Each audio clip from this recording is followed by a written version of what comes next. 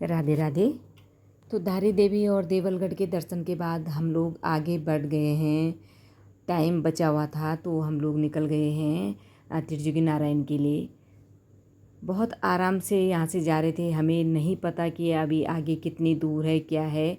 तो पूछते पाछते और गूगल मैप की मदद से या कहीं लिखा हुआ है तो उसकी सपोर्ट से हम आगे निकल रहे हैं। और लोग भी जा रहे हैं, लेकिन आगे जो है बहुत ज़्यादा हमें भीड़ मिलने वाली है, ये हमें नहीं पता था। भीड़ ही भीड़ नहीं, अभी तो हम रास्ते के नज़ारे देख रहे हैं। भगवान जाने क्या है, बना हुआ है कहीं कुछ बना हुआ है, तो उसमें हम अपने हिसाब से अंदाज़ा लगा रहे हैं क्या चीज़ काम ही उल्टा रहता है, इसका क्या काम है। इस तरह आपस में बातें करते करते हम लोग आगे निकल रहे हैं। बहुत प्यारी सामने जो ग्रीनरी बन रही है, बहुत सुंदर जो दृश्य हैं उनको देखते हुए और मज़े से जा रहे हैं। अभी हम आगे भीड़ में फंसने वाले, ये हमें नहीं पता था। ये पूरी साइड पूरा जितना भी हम चल रहे हैं रुद्रप्रयाग जिला पड़ता है। यहाँ बीच में कहीं कहीं दो रास्ते हैं, तो वहाँ पे हम रुक रहे हैं, आपस में बात कर रहे हैं कि इधर जाना है कि उधर जाना है। तो कैमरामैन फोकस करो। कहीं कहीं पे बच्चे मेरा मजाक बना रहे हैं, कैमरामैन फोकस करो, ये है सो है। बड़े अच्छे ढंग से जा रहे थे, लेकिन काफ़ी आगे जा कर के जाम में जो हम लोग फंसे, तो पूरा मतलब 4-5 घंटे हमारे जाम में निकल गए और हमें पहुंचते पहुंचते रात हो गई। मंदिर अभी भी 7-8 किलोमीटर दूर है। हमने रात यहीं रुकने का निश्चय किया और हम रात होटल में रुके। तो हम पहुंच चुके हैं त्रियोगी नारायण।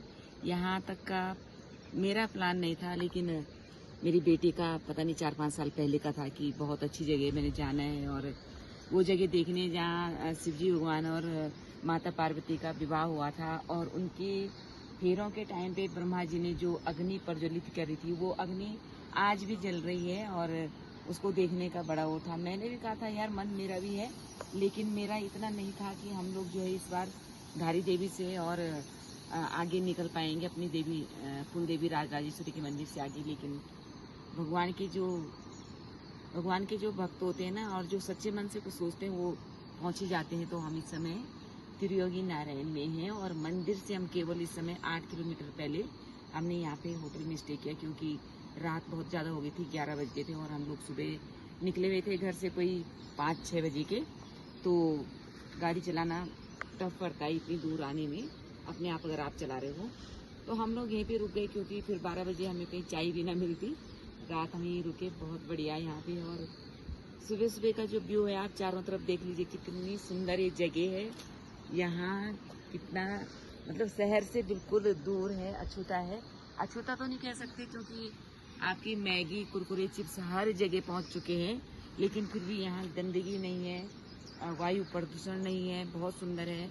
ज़रूरी नहीं कि आपको आरओ का पानी पीना है, आपका नल का पानी भी आरओ के पानी से कम नहीं है। तो अभी हम आपको थोड़ी देर में मंदिर ले चलते हैं, हमारे साथ आप भी चले, आप भी दर्शन कीजिए उस जगह के। मैं सभी से यही कहूँगी कि जब भी मौका मिलता है अपने पहाड़ों में घूमो, पहाड़ों की तरफ जाओ। इतना सुकून, इतनी शांति है, इतनी शहरों में कभी मिल ही नहीं सकती है। अपनापन लगता है, ना किसी तरह का डर मन में होता है, ना गंदगी होती है, साफ़ सुथरा है और मन को बहुत सुकून मिलता है इन जगहों पे जा कर के। तो हम पहुंच गए हैं मंदिर की पार्किंग में। यहाँ पे हमने गाड़ी खड़ी करी और हम आगे जा रहे हैं। जहाँ से हम मंदिर के लिए गाड़ी से उतर के गए, वहीं से हमारे साथ साथ एक कुत्ता भी मंदिर तक गया। पंडितों का भी शायद अपना हिसाब है, वहीं से हमारे साथ एक पंडित जी भी लग गए कि भाई उन्होंने हमारी पूजा वूजा उन्होंने करवानी है। तो हम आ चुके हैं मंदिर में और सुबह सुबह का बड़ा प्यारा सा मौसम है इस समय, और भीड़ कम है, वरना दिन में बहुत ज़्यादा भीड़ हो जाती है। अगल बगल प्रसाद की दुकानें लगी हुई हैं। चलो। तो हम मंदिर में पहुंच चुके हैं और पौराणिक मंदिर है, बहुत सुंदर। ये है त्रियोगी नारायण मंदिर।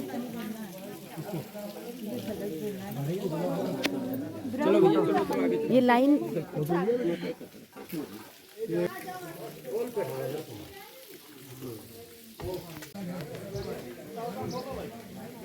यहाँ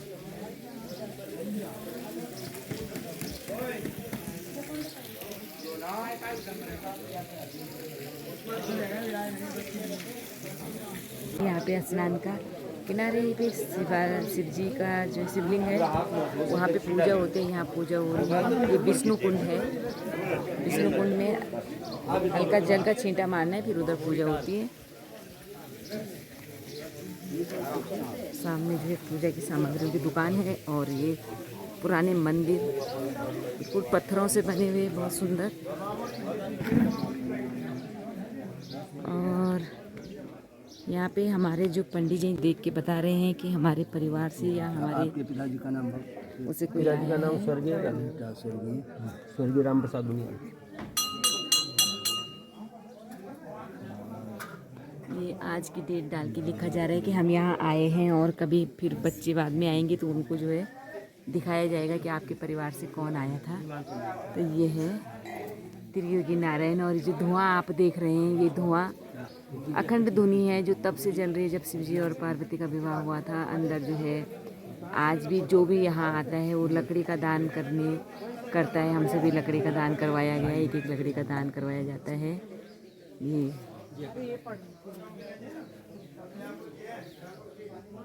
पूरा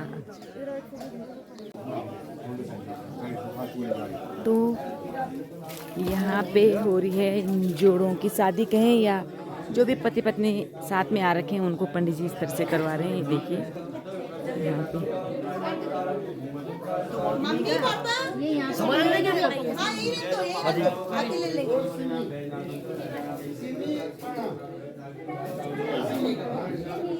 इस तरह से अच्छा लगता है मंदिर में भगवान के सामने इतना बल्कि ना करें हम लोग दुनिया भर का, और यहाँ आकर के ईश्वर के सामने साक्षी मान करके जो लोग एक दूसरे को जय।